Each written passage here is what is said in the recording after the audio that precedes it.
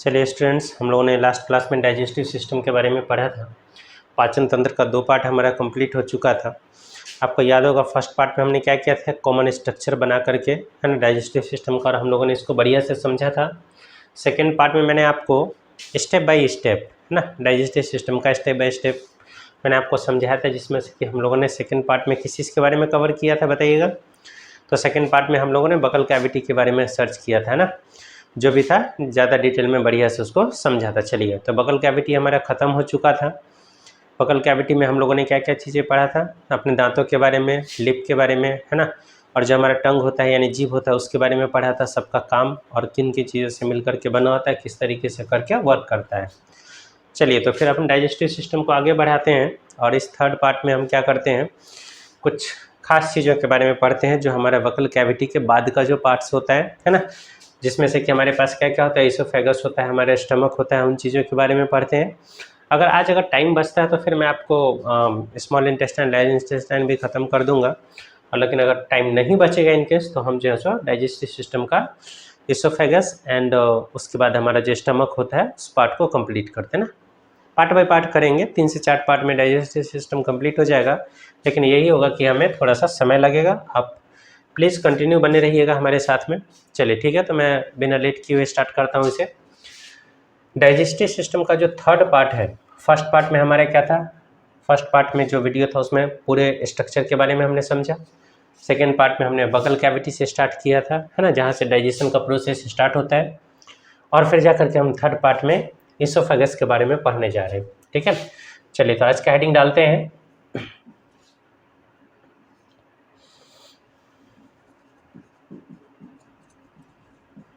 Oesophagus, या फिर इसी को फूड पाइप भी बोला जाता है। क्लियर है? याद रखिएगा, फूड पाइप हिंदी में से क्या बोलते हैं, हिंदी में से ग्रास नली बोला जाता है। ठीक है ना, ग्रास नली बोला जाता है। और ये क्या करता है, ये एक पाइप होता है जिसका लेंथ यानी कि लंबाई लगभग कितना होता है बताइएगा, 25 सेंटीमीटर। मैंने आपको बताया था ये कहाँ से स्टार्ट होता है, बकल कैविटी, इट मीन्स हमारे मुख्य गुहा से स्टार्ट होकर के और हमारे स्टमक यानी कि हमारे पेट को, आमाशय जिसे बोलते हैं, उसे जोड़ने का काम करता है ना। तो इसका हम लिख देते हैं, connected with buccal cavity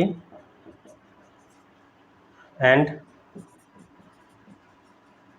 stomach. Clear है? मतलब ये क्या कर रहा है, बकल कैविटी और स्टमक को जोड़ने का काम करता है। फूड पाइप जो होता है, इट मीन्स एसोफेगस जिसे बोलते हैं, या फिर हिंदी में उसे हम ग्रासनली बोलते हैं। ठीक है, एक यंग जो होते हैं उनके अंदर में क्या हो जाता है, 25 सेंटीमीटर लगभग लंबाई का ये इसोफेगस होता है। ठीक है, चलिए, तो अब अगर आपसे पूछा जाए कि क्या इसोफेगस में डाइजेशन होता है, अगर आपसे पूछा जाएगा कि क्या इसोफेगस में, इट मीन्स फूड पाइप में भोजन का पाचन होता है, तो हम लोगों ने पहले वाले में देखा था क्या, बकल कैविटी से कार्बोहाइड्रेट था वो उसका क्या हो गया, पाचन स्टार्ट हो गया, लेकिन हमारे बकल कैविटी में कोई भी डाइजेशन नहीं होता है ना, तो पाचन नहीं होता है। राइट, इट मीन्स डाइजेशन का प्रोसेस जो होगा वो नहीं होगा ना, मैंने काट दिया, इट मीन्स नहीं होगा, आपको याद रखना है। ठीक है, तो ये जो है हमारा इसोफेगस के बारे में थोड़ी सी जानकारी थी। हाँ, एक बात और, मैंने आपको ये भी बताया था कि इसमें एक मोशन होता है, इट मीन्स गति होता है, जिसे हम क्या बोलते हैं, क्रमाकुंचन गति। इट मीन्स होता है कि कैसे, जैसे आपने देखा होगा, मैंने आपको एग्जांपल भी बताया था लास्ट क्लास में, कि अगर कोई स्नेक होता है, सांप होता है, अगर वो क्या करता है, अगर वो किसी मेढक को अगर अपने आप में निगल लेता है, तो जब वो मेढक को क्या करता है, अपने अंदर निगल लेता है, तो उस दौरान आपने देखा होगा क्या कि उसका पेट का वो हिस्सा फूला हुआ रहता है। राइट, वो हिस्सा जो होता है वो काफ़ी बड़ा हो जाता है जहाँ कहीं पर भी मेढक रहता है ना, तो वो अकॉर्डिंग टू उसके साइज एडजस्ट करता चला जाता है उसका बॉडी। उसी तरीके से ये भी होता है, जैसे मान लीजिए कि हमारे पास एक ये फूड का टुकड़ा है हमारे पास में, फिर एक ये है ना, अभी ये थोड़ा बड़े साइज का ले लेते हैं, समझ में आएगा। तो ये अगर मान लीजिए कि हमारे पास फूड पाइप है, तो यहाँ पर आने के बाद ये कुछ इस तरीके से करके एडजस्ट हो जाएगा। ठीक है ना, इट मीन्स यहाँ पर आने के बाद ये इस तरीके से करके एडजस्ट हो जाएगा।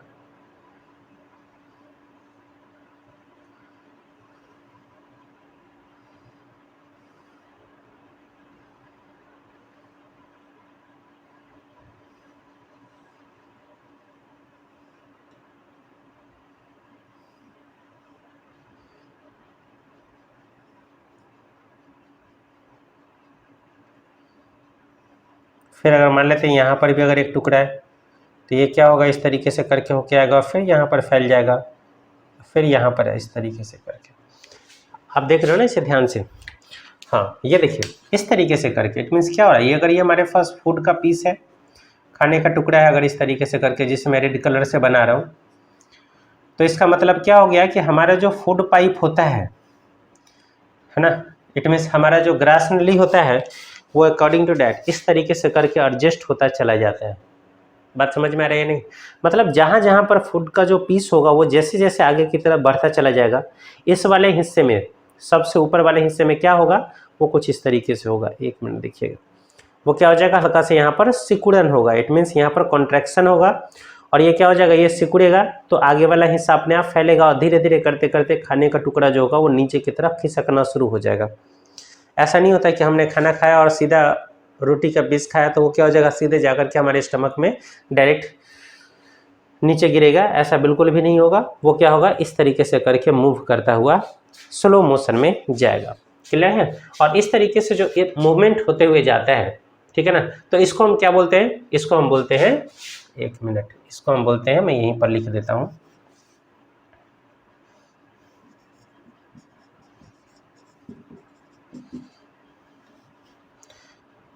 क्रमांकुंचन गति।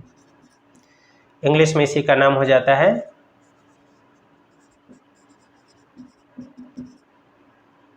पेरिस्टल्सिस मोशन।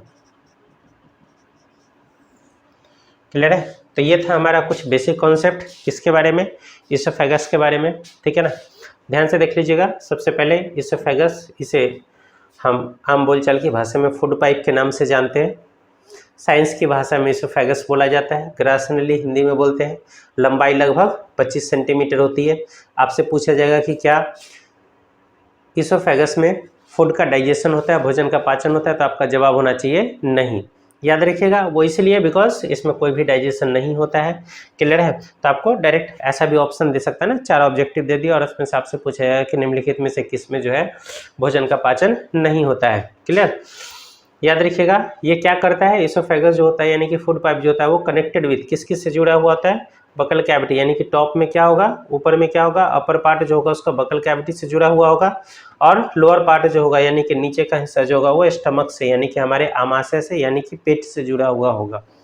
क्लियर? इसमें पाचन, कोई भी पाचन नहीं होता है, और इसके अंदर में एक मोशन होता है जिसे पेरिस्टल्सिस मोशन कहा जाता है, इट मीन्स कर्माकुंचन गति कहा जाता है। ठीक है, चलिए तो अब मैं इसको इरेज कर देता हूँ।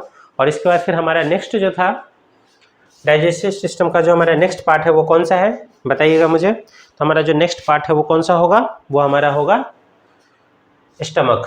क्लियर? तो मैं उसके बारे में अब स्टार्ट करता हूँ। ठीक है स्टूडेंट्स, याद रखिएगा, मैं इसको पार्ट बाय पार्ट इसलिए बता रहा हूँ बिकॉज ये बहुत लंबा टॉपिक है ना। इसको एक दिन में फिनिश कर पाना मुझे लगता है 4-5 घंटे की क्लास होगी तब जा करके फिनिश हो पाएगा। क्लियर? इसलिए थोड़ा सा लेंदी है बट बहुत ही इजी वे में मैं आपको समझा रहा हूँ। ठीक है, अगर आपको ये थोड़ा सा क्लियर नहीं हो रहा होगा कि ये कहाँ से टॉपिक स्टार्ट हो गया, तो याद रखिएगा मैंने इसके पहले भी वीडियो बनाया था डाइजेस्टिव सिस्टम और डाइजेस्टिव सिस्टम 1 के नाम से, आप उसको ज़रूर देखिएगा। क्लियर है? और फिर जा करके हम आ रहे हैं अब स्टमक। ठीक है, चलिए हेडिंग डालते हैं, स्टमक आमाशय। क्लियर है? चलिए, अच्छा एक बात बताइएगा, आमाशय होता कैसा है? तो मैं आपको बताता हूँ कि इस तरीके से करके मान लेते हैं कि ये फूड पाइप था और ये कुछ इस तरीके से करके आया।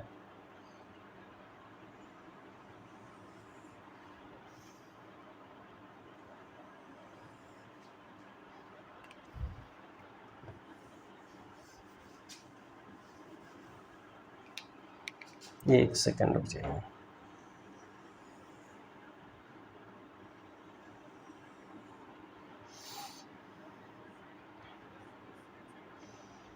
इस तरीके से करके कुछ हमारा आमाशय होता है, इट मीन्स स्टमक होता है। ठीक है ना, इसमें एक अंदर से लेयर भी होती है, धीरे धीरे करके बात करेंगे इन सारी चीज़ों के बारे में।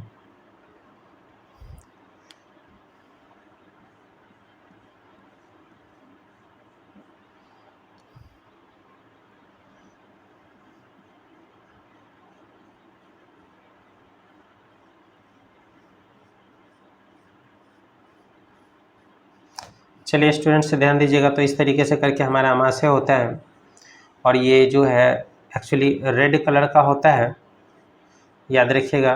किस कलर का होता है? तो रेड कलर का होता है। और इसका शेप कैसा होता है अगर आपसे पूछा जाएगा कलर, आप क्या जवाब दोगे? रेड। इट मीन्स हमारे स्टमक का जो कलर होता है वो कैसा होता है? रेड कलर का होता है। क्लियर है? और शेप कैसा होता है? इट मीन्स इसकी आकृति कैसी होती है बताइएगा मुझे। तो जे की आकृति होती है। क्लियर है? यानी कि इसका जो शेप होता है, आकृति जो होता है वो जे शेप होता है। और रंग किस रंग का होता है? तो लाल रंग का होता है। हमारा जो पेट होता है यानी कि हमारा जो आमाशय होता है वो कुछ इस तरीके से करके होता है। ठीक है, चलिए। और एक बात और, यहाँ पर एक वॉल्व होता है और एक वॉल्व हमारा यहाँ पर होता है। ये वॉल्व क्यों होता है उसको समझिएगा। ऐसा नहीं हो कभी कि खाना जो है इसके बाद कौन सा हिस्सा होता है? इसके बाद छोटी आंत होती है ना। तो ऐसा नहीं हो कि कभी खाना जो है छोटी आंत से हमारे आमाशय यानी कि हमारे पेट में चला जाए, या फिर हमारे पेट से वापस ऊपर जा करके और हमारे मुंह में चला जाए और बाहर चला जाए। तो इस चीज़ से बचने के लिए याद रखिएगा नेचर ने क्या किया है, इसको जो बनाया है इसका स्ट्रक्चर, यहाँ पर क्या किया है? एक वॉल्व दिया और यहाँ पर एक वॉल्व दिया है, जो कि अकॉर्डिंग टू रिक्वायरमेंट, जैसी ज़रूरत होती है उसके अकॉर्डिंग ये क्या होता है? खुलता है और बंद होता है। ठीक है, बात समझ में आया कि नहीं? ये आमाशय जो होता है वो ऊपर किससे जुड़ा हुआ है? इसोफेगस से जुड़ा हुआ है ना। इसोफेगस मतलब हमारा जो आमाशय होता है उससे जुड़ा हुआ होता है। और निचला हिस्सा जो होता है ये कुछ यहाँ पर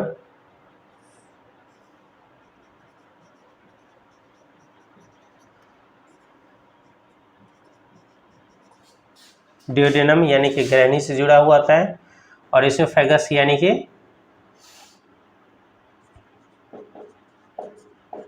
ग्रास नली से जुड़ा हुआ होता है। ठीक है, ये जो हमारा आमाशय होता है यानी कि स्टमक जो होता है वो किस किस के बीच में जुड़ा हुआ होता है? तो आपका जवाब होना चाहिए ये इसोफेगस और ड्यूडेनम।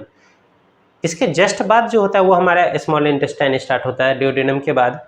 तो इसलिए हम यहाँ पर क्या बोलेंगे? हम यहाँ पर बोलेंगे क्या कि ये जो है सो ड्यूडेनम और इसोफेगस से जुड़ा हुआ है। क्लियर? समझ में आया कि नहीं? शेप कैसा है इसका? जे के आकृति का है ना। चलिए, इसके 3 पार्ट होते हैं, याद रखिएगा। इसके 3 पार्ट होते हैं। ठीक, मैं सबका नाम बारी बारी से लिखता हूँ। हमारा जो सबसे पहला पार्ट होता है वो क्या होता है? ये होता है कार्डिया।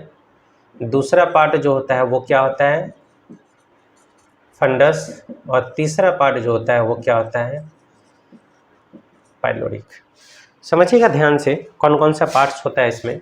सबसे पहला पार्ट का मतलब ये हो गया कि जो इसोफेगस से जुड़ा हुआ है यानी कि जो ग्रास नली से जुड़ा हुआ है, तो ये वाला पार्ट है। तो इस वाले पार्ट का क्या नाम हो जाएगा? कार्डिया।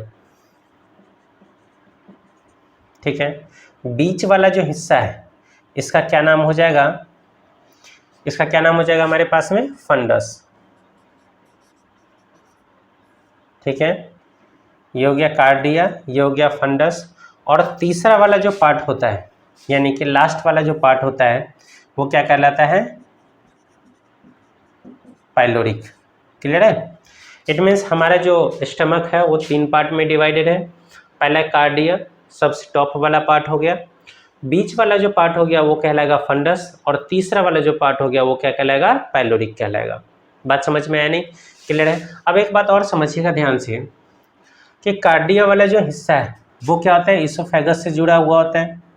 और अगर पाइलोरिक वाले भाग की बात की जाएगी तो किससे जुड़ा हुआ होता है? ड्यूडेनम से जुड़ा हुआ होता है ना। तो इट मीन्स हम कार्डिया के बारे में क्या लिख सकते हैं? कार्डिया के बारे में लिख सकते हैं, एक मिनट मैं थोड़ा सा इसको डिफरेंट शेप में बना करके लिख देता हूँ। मैं इसको 3 पार्ट में यहीं पर डिवाइड कर देता हूँ, है ना। पहला वाला जो है कट तो नहीं हो रहा है, चलिए आ जाएगा रेंज में। चलिए ठीक है, देखिएगा पहला वाला जो पार्ट है वो क्या है? कार्डिया। मैं इसको रेड कलर से लिख देता हूँ। दूसरा वाला जो पार्ट है वो क्या है, पाइलोरिक, और तीसरा वाला जो पार्ट है वो क्या है, सॉरी दूसरा वाला जो पार्ट है वो क्या है, फंडस, और तीसरा वाला जो पार्ट है वो क्या है ना, ये फर्स्ट, ये सेकेंड, और ये हमारा हो जाएगा थर्ड। कार्डिया जो है वो कहलाएगा फर्स्ट पार्ट, ठीक है। इसके बारे में एक और बात, क्या किस किस के बीच में जुड़ा हुआ है ये बताइएगा मुझे। तो इसको हम बोल सकते हैं फर्स्ट पार्ट, या फिर हम इसी को फर्स्ट को लिख सकते हैं अपर पार्ट, ठीक है। बात समझ में आई। कनेक्टेड विथ किससे जुड़ा हुआ है, connected with food pipe, clear है, कनेक्टेड विथ फूड पाइप है ना, या फिर इसोफेगस, क्लियर है। इट मीन्स ध्यान से समझिएगा कि हमारा जो कार्डिया होता है वो किससे जुड़ा हुआ है सर, तो वो हमारा जुड़ा हुआ है किससे बताइएगा, फूड पाइप से या फिर इसोफेगस से। और ये क्या है, फर्स्ट पार्ट बोल सकते हैं इसको, या फिर हम बोल सकते हैं अपर पार्ट, ठीक है। ये हमारा स्टमक का सबसे अपर पार्ट होता है, क्लियर है। उसके बाद फिर हमारा फंडस जो होता है वो क्या कहलाएगा, वो हमारा कहलाएगा मिडिल पार्ट। इसके बारे में कोई विशेष जानकारी नहीं है अभी, है ना, आपको सिर्फ याद रखना मिडिल पार्ट होता है। और उसके बाद फिर मैं थर्ड की बात करूंगा, ठीक है ना। मैं इस पाइलोरिक को थोड़ा इधर लिख देता हूँ,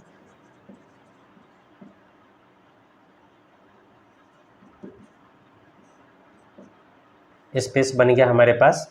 चलिए देखिएगा, थर्ड जो होगा पाइलोरिक, ये क्या कहलाएगा, इसको हम बोल सकते हैं लोअर या फिर थर्ड पार्ट, क्लियर है, लोअर पार्ट या फिर थर्ड पार्ट, क्लियर। ये क्या होता है, किससे जुड़ा हुआ है, ये कनेक्टेड विथ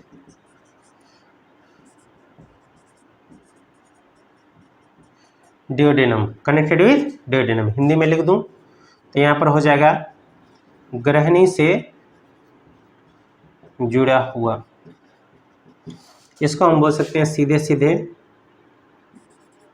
मध्य भाग, ठीक है।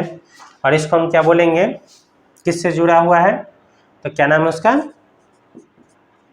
ग्रास नली से, है ना। इसको मैं ये बंद कर देता हूँ, ग्रास नली से जुड़ा होता है। थोड़ा सा स्पेस हमारे पास कम पड़ रहा है, चलिए आ रहा है ना इसमें, चलिए ठीक है। ध्यान से देखिएगा स्टूडेंट्स, मैं आपको एक बार फिर से इसको रिपीट कर देता हूँ शॉर्ट में, कि ये जो हमारे एसोफेगस वाला जो पार्ट होता है ये क्या है, इसमें कोई डाइजेशन नहीं होता है। इसके बाद हमारा स्टमक स्टार्ट होता है, यानी कि हमारा आमाशय स्टार्ट होता है ना। इसे हम बोलते हैं आमाशय, है ना, इसे हम बोलते हैं स्टमक, क्लियर। तो ये क्या होता है, जे शेप में होता है, कलर कैसा होगा, रेड होगा, 3 पार्ट में डिवाइडेड होगा। सबसे फर्स्ट वाला पार्ट जो होगा कार्डिया, सेकेंड वाला पार्ट जो होगा फंडस, और थर्ड वाला जो पार्ट होगा लोअर पार्ट वो क्या कहलाएगा, पाइलोरिक, क्लियर है।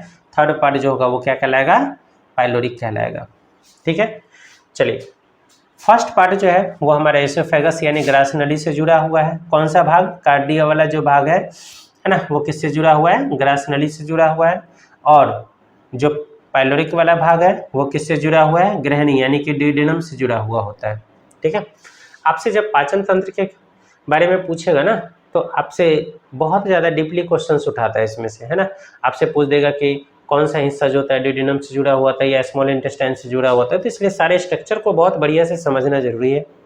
पहले हम इसके सारे स्ट्रक्चर को समझ लेते हैं, उसके बाद फिर इसका वर्किंग प्रोसेस देख लेंगे, ठीक है ना, कैसे कैसे करके ये काम करता है। चलिए, तो कार्डिया जो होता है वो हमारे क्या हो गया, टॉप पार्ट, मिडिल वाला पार्ट फंडस, और सबसे लोअर पार्ट जो हो गया वो क्या हो गया, पाइलोरिक, यानी कि सबसे अंतिम वाला भाग जो हो गया वो क्या कहलाएगा, पाइलोरिक। हमारे आमाशय का सबसे अंतिम भाग पाइलोरिक, आमाशय का सबसे पहला भाग कार्डिया, आमाशय का मध्य वाला भाग फंडस, क्लियर।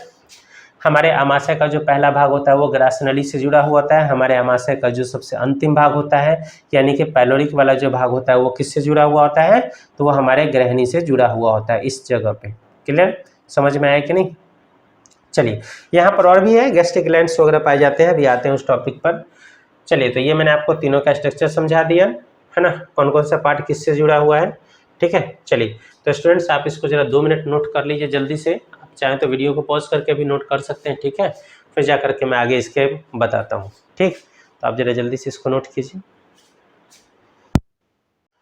चलिए स्टूडेंट्स, तो आप लोगों ने इसे नोट कर लिया होगा, अब मैं इसे आगे कंटिन्यू करता हूँ। मैं इस वाले पार्ट को सिर्फ इरेज कर रहा हूँ, फिर जा करके मैं इसके बारे में और बहुत सारी बातें बता रहा हूँ आपको, ठीक है। चलिए ध्यान दीजिएगा, हमारा जो ये स्टमक होता है, तो मैंने आपको क्या बताया कि इसमें बहुत सारे ग्लैंड्स भी होते हैं। ग्लैंड्स मतलब क्या होता है, जो कि क्या करता है, कुछ हमारा जो डाइजेस्टिव जूस होता है, इट मीन्स जो खाना पचाने के लिए जो रस की आवश्यकता होती है, उसको ये क्या करता है, रिलीज करता है, ठीक है। तो मैं इसको ज़रा, ठीक है, चलिए कोई नहीं, यहीं से स्टार्ट करते हैं। हमारा जो ये पाइलोरिक वाला भाग होता है, ध्यान से समझिएगा, हमारे स्टमक का जो कौन सा हिस्सा होता है, पाइलोरिक वाला जो हिस्सा होता है, इसके इस वाले हिस्से में ये इस तरीके से कर करके बहुत सारे ग्लैंड्स होते हैं अंदर में। ग्लैंड्स मतलब समझते हो ना, जिसमें से क्या हो जाएगा, इसका नाम हो जाता है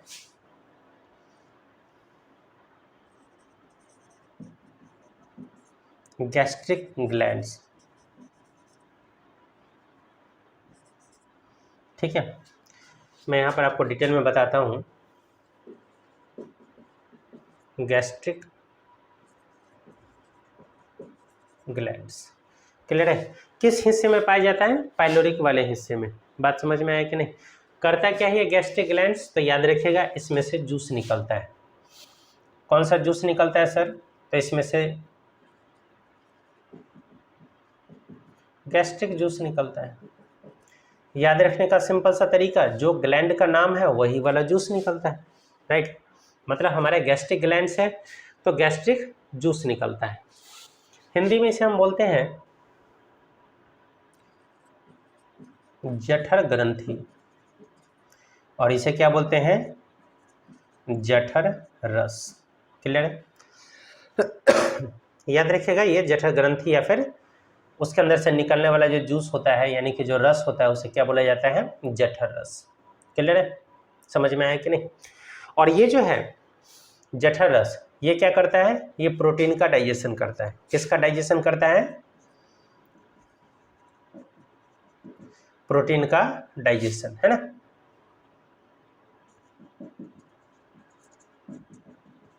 digestion of protein, it means हमेशा बोल सकते हैं प्रोटीन का पाचन।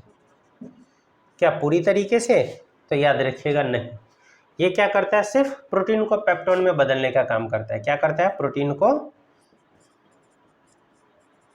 पेप्टोन में बदलने का काम करता है।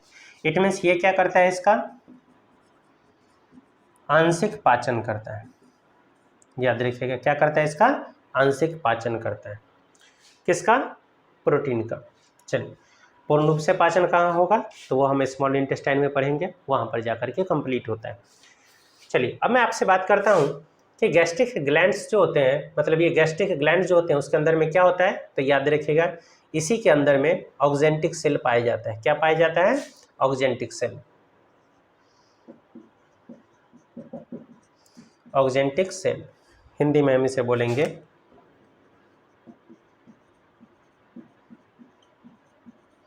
ऑक्जेंटिक कोशिका।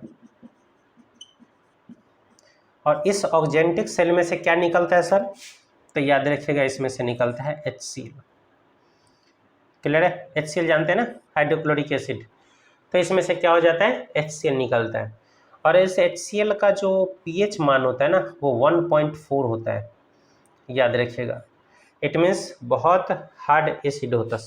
1.4 आप देख रहे हो, pH मान 1.4, आपको पता है ना 7 पे न्यूट्रल होता है, और 7 से जैसे हम कम करते चले जाते हैं उसकी अम्लीयता जो है वो बढ़ती चली जाती है, यानी कि एसिडिक प्रॉपर्टी जो है वो कैसी होती चली जाती है, बढ़ती चली जाती है, ठीक है।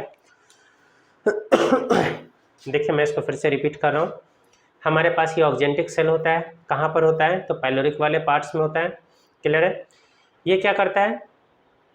ये हाँ, ये गैस्ट्रिक ग्लैंड्स होते हैं, और ये गैस्ट्रिक ग्लैंड्स क्या करता है? तो गैस्ट्रिक ग्लैंड्स जो होता है वो गैस्ट्रिक जूस रिलीज करता है। इट मीन्स गैस्ट्रिक जूस जो होता है वो बनाने का काम करता है ना, स्रावित करता है। इट मीन्स गैस्ट्रिक ग्लैंड्स यानी कि जठर ग्रंथि जो होता है वो क्या करता है? जठर रस बनाने का काम करता है। और ये जठर रस क्या करता है? प्रोटीन के पाचन में मदद करता है। क्या ये पूर्ण रूप से प्रोटीन का पाचन करता है? तो नहीं, ये क्या करता है? आंशिक। इट मीन्स ये क्या करता है? पूरी तरीके से इसका पाचन नहीं करता है, इस प्रोटीन को पेप्टोन में बदल करके छोड़ देता है। चलिए अब हम बात करते हैं ये क्या करता है? प्रोटीन को पेप्टोन में बदलता है। इसी गैस्ट्रिक ग्लैंड्स में एक ऑक्जेंटिक सेल पाया जाता है, और ये ऑक्जेंटिक सेल क्या करता है? बताइएगा, ये ऑक्जेंटिक सेल क्या करता है? तो ये ऑक्जेंटिक सेल जो होता है वो HCl को रिलीज करता है। इट मीन्स HCl को बनाता है, और ये HCl जो होता है उसका pH मान कितना होता है? 1.4 होता है। तो ये HCl का भी कई सारा काम है, तो हम देखते हैं कि HCl आखिरकार करता क्या है। ठीक है, बात समझ में आया कि नहीं? और फिर गैस्ट्रिक ग्लैंड जो होता है उसके अंदर क्या क्या होता है। ठीक है, चलिए तो मैं इसको इरेज कर देता हूँ, थोड़ा सा आप इसको एक बार देख लीजिए, वीडियो को पॉज करके यहाँ पर, और आप नोट कर लीजिएगा। ठीक है ना? चलिए अब मैं बता देता हूँ आपको बारी बारी से कि हमारा जो गैस्ट्रिक जूस होता है उसका क्या काम होता है, और हमारा जो ये होता है क्या बोलते हैं HCl होता है, इसका क्या काम होता है। ठीक है, चलिए सबसे पहले हम समझ लेते हैं कि हमारे इस गैस्ट्रिक ग्लैंड्स में जो ऑक्जेंटिक सेल होता है, जो कि अभी मैंने आपको बताया कि HCl रिलीज करता है, ये HCl का काम क्या होता है ना? तो हम सबसे पहले HCl के बारे में लिख लेते हैं। pH मान कितना बताया था? 1.4। याद रखिएगा 1.4 है तो ये बहुत खतरनाक है। अभी हम आते हैं 2 मिनट में कि वो 1.4 pH मान वाला हमारे पेट के अंदर वाले लेयर को डैमेज कर सकता है। बात समझ में आ रहा है कि नहीं? और ये जो हम बार बार पढ़ते हैं ना, या टीवी में ऐड देखते हैं कि हमने खाना खाया और उसके बाद हमारे पेट में जठर अग्नि उत्पन्न होती है, तो वो कुछ नहीं है। याद रखिएगा, वो गैस्ट्रिक ग्लैंड्स की बात की जाती है। गैस्ट्रिक ग्लैंड्स जो होता है वो क्या करता है? गैस्ट्रिक जूस रिलीज करता है, जो कि भोजन के डाइजेशन में हेल्प करता है ना? और इसलिए जनरली लोग मना करते हैं कि आप खाना खाने के तुरंत बाद बहुत सारा पानी मत पीजिए। क्या होगा? ये जितना भी तरीके का जूस निकल रहा है आपके भोजन को पचाने के लिए, वो सारा का सारा जूस क्या हो जाएगा? पानी के साथ बह करके, और वो आगे की तरफ चला जाएगा। कहाँ चला जाएगा? स्मॉल इंटेस्टाइन में। और खाना जो है वो वैसे का वैसे ही रह जाएगा। तो इसका भी हम जितना भी काम करने वाले हैं, इसका जो प्रोसेस होता है, इसका जो पर्पस होता है कि आखिरकार ये करता क्या है, HCl क्या करता है और गैस्ट्रिक जूस क्या करता है, ये सारा का सारा पर्पस जो है वो फेल हो जाएगा, और वो हमारा सिर्फ यहाँ पर फूड बच जाएगा, खाना बच जाएगा, और सारा का सारा जूस जो होगा वो स्मॉल इंटेस्टाइन में पहले ही चला जाएगा। इसलिए खाना खाने के जस्ट बाद आपको ज़्यादा से ज़्यादा मात्रा में पानी पीने के लिए मना किया जाता है। बोला जाता है कि आप न के बराबर पानी पिए, थोड़ा बहुत पी लें कोई बात नहीं, बट ज़्यादा ना पिए, है ना? चलिए ठीक है, तो आइए फोकस करते हैं कि आखिरकार ये करता क्या है दोनों। चलिए सबसे पहले HCl की बात करते हैं। तो HCl जो होता है उसका pH मान 1.4 होता है। इसका पहला काम जो होता है वो क्या करता है? वो फूड में से क्या करता है? बैक्टीरिया को किल करता है ना? याद रखिएगा, इट मीन्स भोजन में से बैक्टीरिया को मारने का काम करता है। बैक्टीरिया को मारने का काम करता है, इट मीन्स खाना देर का रखा हुआ, उसके अंदर में कुछ वायरस पैदा हो गया, कुछ बैक्टीरिया पैदा हो गया, तो अगर वो समाप्त हो सकता है तो उसको ये क्या करता है? HCl समाप्त कर देता है। याद रखिएगा एक बात, और अब ऐसा भी नहीं कि बहुत ज़्यादा वायरस आ चुका हो, बहुत ज़्यादा बैक्टीरिया पैदा हो चुका होगा और उसको अगर हम खाने की कोशिश करेंगे तो वो उसको भी ये मार देगा, ऐसा बिल्कुल भी नहीं है। फिर जाकर के हमें उल्टी होना शुरू हो जाता है अगर थोड़ी सी भी अगर ज़्यादा प्रॉब्लम होगी तो। चलिए, तो फूड में से बैक्टीरिया को किल करने का काम कौन करता है? तो ये HCl करता है। इसका दूसरा काम क्या होता है सर? तो याद रखिएगा, दूसरा काम जो होता है वो फूड को सड़ने से बचाता है। इट मीन्स फूड डीके को कंट्रोल करता है। इट मीन्स सड़ने से बचाता है ना? समझ जाओगे हिंदी वाले, कोई प्रॉब्लम तो नहीं ना? सड़ने को कंट्रोल करता है, इट मीन्स सड़ने से बचाता है ना?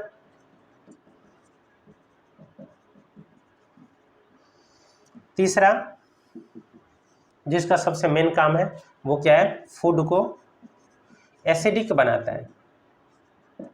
इट मीन्स भोजन को क्या करता है? ये अम्लीय बनाता है। ठीक है, याद रखिएगा HCl का 3 काम है। पहला, खाने में जो बैक्टीरिया वगैरह होगा उसको मारने का काम करेगा।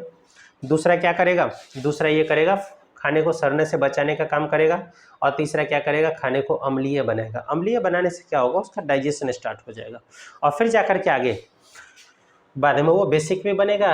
ये एसिडिक है तो याद रखिएगा बाद में बेसिक बनेगा, इट मीन्स क्षारीय बनेगा, नहीं तो क्या होगा, उसमें से एनर्जी जो होगा वो एब्जॉर्ब नहीं हो पाएगा। चलिए आएंगे उस टॉपिक पर भी। ये हमारा HCl का काम यहाँ पर फिनिश होता है। चलिए अब मैं आपको क्या बताया था, अब मैंने आपको बताया था गैस्ट्रिक जूस की बात कर रहा था, जो कि कहाँ से निकल रहा था, ये तो ऑक्जेंटिक सेल से निकल रहा था ना, ये कहाँ से आ रहा था, ऑक्जेंटिक सेल में से, है ना, हिंदी वाले ऑक्जेंटिक सेल ही नाम होता है इसका, है ना। तो ऑक्जेंटिक कोशिका में से HCl निकल रहा था, pH मान 1.4 था, और उसका काम जो था ये तीनों था, राइट। अब हम बात करते हैं कि जैसे ही हमारा ये खत्म होता है, अब हम बात कर रहे हैं गैस्ट्रिक जूस का क्या काम होता है, ठीक है। एक मिनट,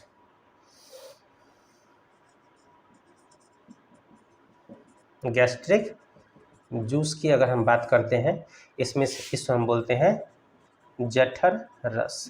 इसका क्या काम होता है, याद रखिएगा इस गैस्ट्रिक जूस में एंजाइम पाया जाता है। क्या पाया जाता है, एंजाइम पाया जाता है। कौन कौन से एंजाइम होते हैं, तो फिर से मैं बता रहा हूँ बारी बारी से तीनों का नाम, और ध्यान से देखिएगा, ठीक है।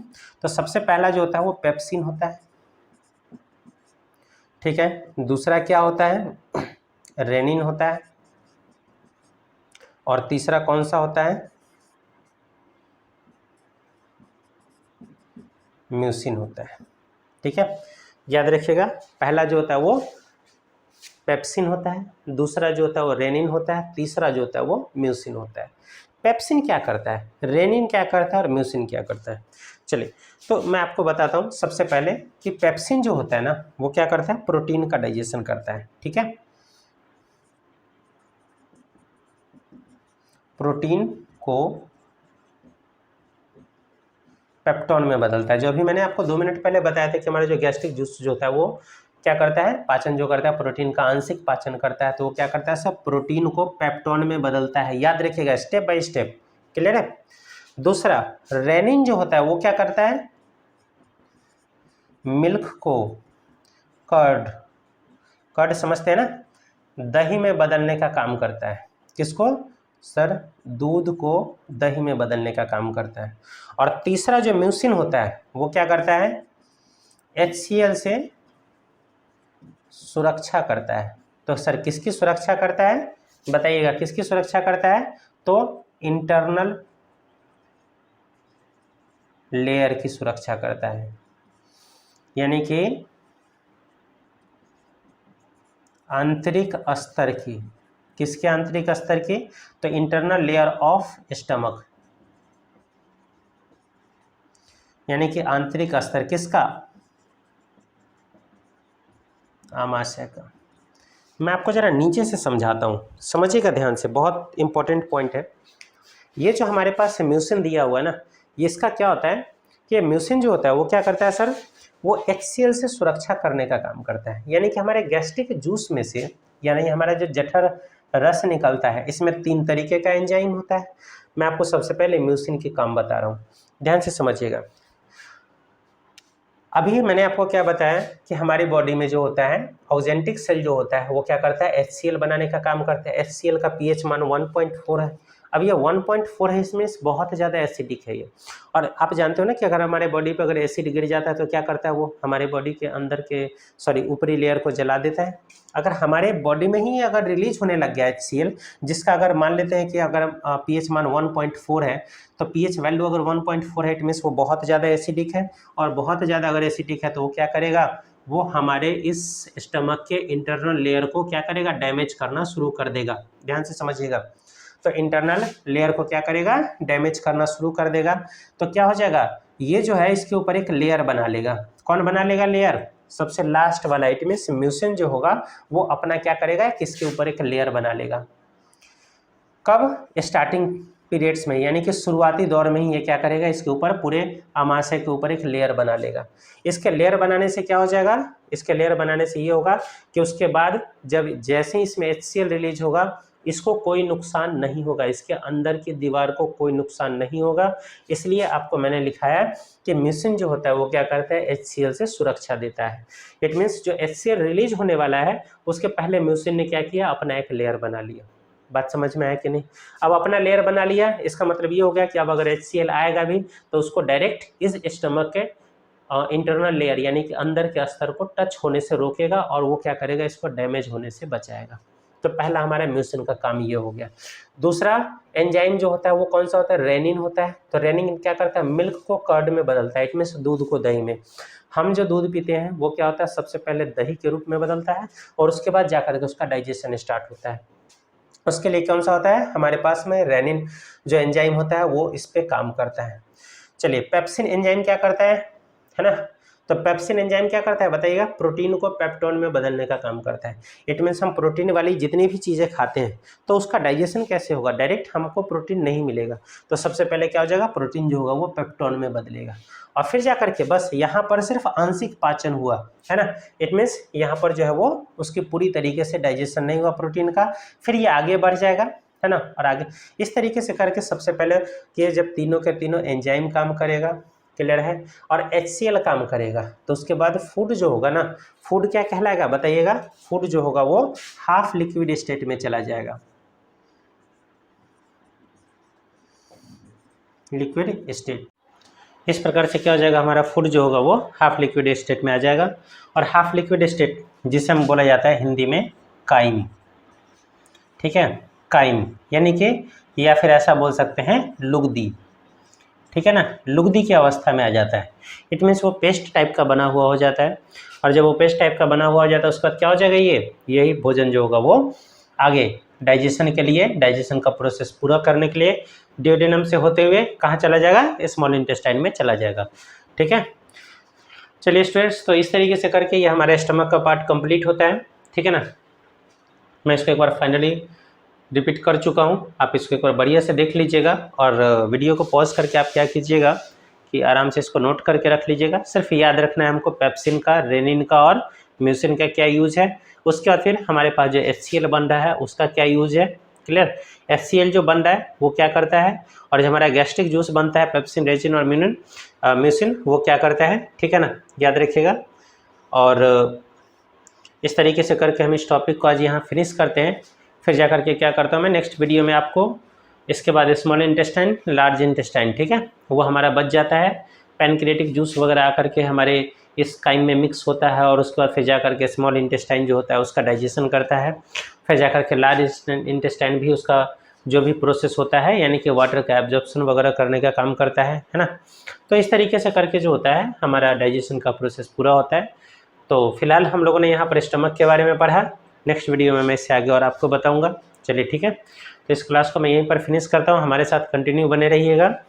और जिन स्टूडेंट्स को बेसिक कॉन्सेप्ट नहीं क्लियर होगा इसके बारे में, वो इसके पहले का जो 2 वीडियो है उसको ज़रूर ध्यान से देखिएगा, ठीक है ना।